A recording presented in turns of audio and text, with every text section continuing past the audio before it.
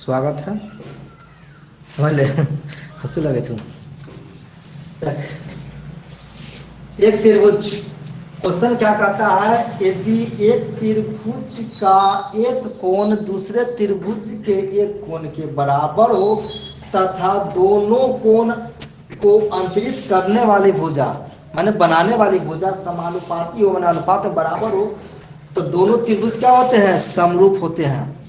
ध्यान देंगे, दो त्रिभुज की बात कर रहा था। दो त्रिभुज सबसे पहले हम बनाएंगे। एक त्रिभुज, एक त्रिभुज, दो त्रिभुज हो गया, ए बी सी और यहाँ पर डी ई एफ। दो त्रिभुज के एक कोण, मान ले कि इसका ए कोण और इसकी ए कोण डी कोण के बराबर है। ए कोण डी कोण के बराबर है, इसके अंतरित करने वाला भुजा, तो इसको बनाने वाला भुजा कौन है, इसको ई और ये है। इस कोण को बनाने के लिए कौन भुजा काम कर रहा है, ए बी कर रहा है, ए सी कर रहा है, और इसमें डी डी ई और डी एफ, इसका भुजा का अनुपात बराबर हो तो साबित करना है कि त्रिभुज समरूप होगा। तो क्या लिखेंगे, माना कि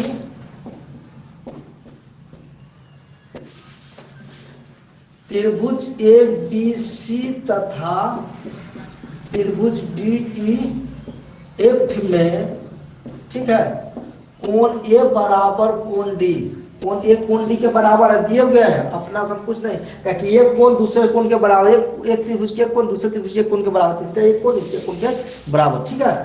अब देखिए, अंतरित करने वाली भुजा, अंतरित यानी बनाने वाले, तो इसका ई भुजा, इसमें इसको ई कोण बनाने के लिए ई भुजा काम कर रही है, इस त्रिभुज में ई भुजा, ई भुजा बना रही है, तो क्या हो जाएगा, तो दैट मीन्स क्या हो जाएगा, ए डी ए बी बटे डी ई बराबर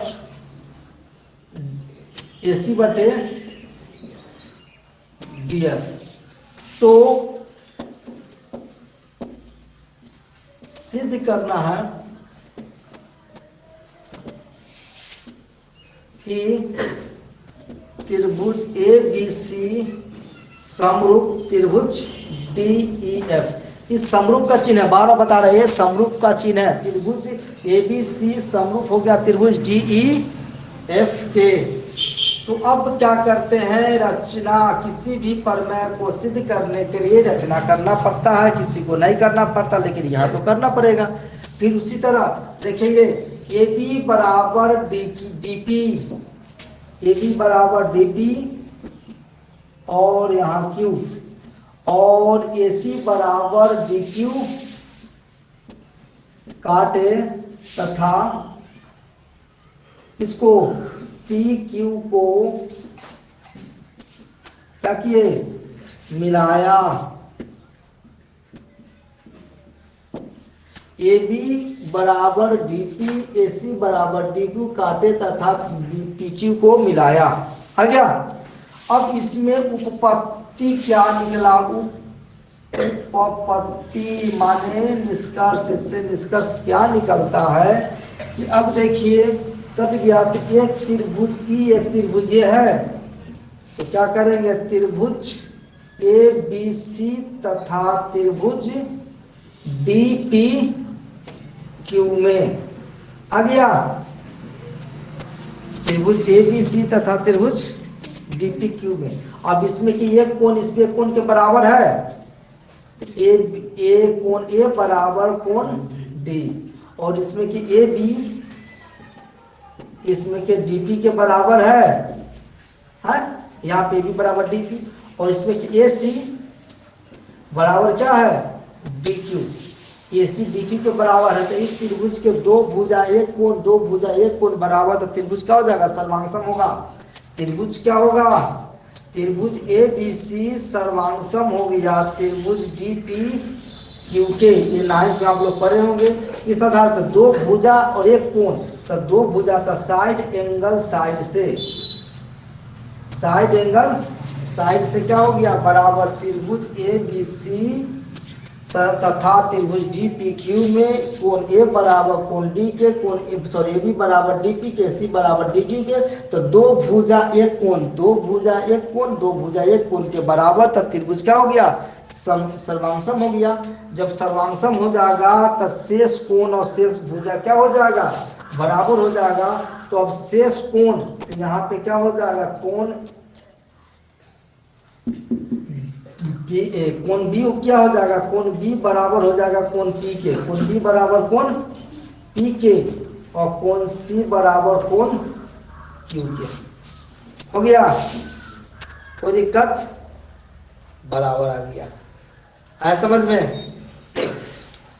अब देखिए इधर आ जाइए, अब दिया हुआ क्या है, ए बी बटे, अब दिया हुआ ए बी बटे डी ई बराबर ए सी बटे डी एफ गिवन है, क्या किया हुआ है, गिवन दिए हुए है। अब ए बी बराबर क्या है, डी पी, तो ए बी के जगह पे क्या रखेंगे, डी पी बटे डी ई, और ए सी बराबर डी क्यू है, तो डी क्यू बटे डी एफ।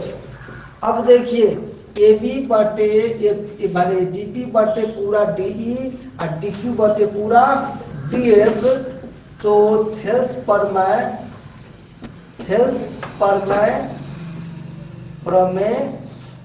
के थेल्स प्रमेय के विलोम से, थेल्स प्रमेय के विलोम से जब भुजा का अनुपात बराबर हो तो उसको काटने वाले भुजा तीसरी भुजा क्या होता है, समांतर होती है। इसका मतलब क्या हो गया, पी क्यू समांतर क्या हो गया, ई एफ के। पी क्यू क्या हो गया, पी क्यू समांतर ई एफ के। जब पी क्यू समांतर ई एफ के हो जाएगा, इसका मतलब एक कोण बराबर संगत कोण के आधार पे, तो डेट मीन्स क्या हो जाएगा, एंगल पी बराबर एंगल ई और एंगल क्यू बराबर एंगल एफ। आ गया, किस आधार से, संगत कोण, संगत कोण के आधार पे संगत कोण बताया गया था। अभी जस्ट बताया है कि संगत के जब दो समांतर रेखा को जब तीसरी भुजा प्रतिच्छेद करती है तो एक ही ओर के बने ऊपर वाला कोण तो ऊपर वाला कोण तो नीचे के ऊपर वाला, माने दोनों एक ही साइड के ऊपर तो ऊपर नीचे के नीचे कोण क्या होता है, सर्वांग संगत कोण कहलाता है। जस्ट अभी बताया गया। अब देख लीजिए, जब संगत कोण बराबर है, लेकिन क्या, लेकिन परंतु P बराबर E है, Q बराबर F आया संगत कोण के आधार पे, लेकिन क्या है, B बराबर P और C बराबर कोण Q।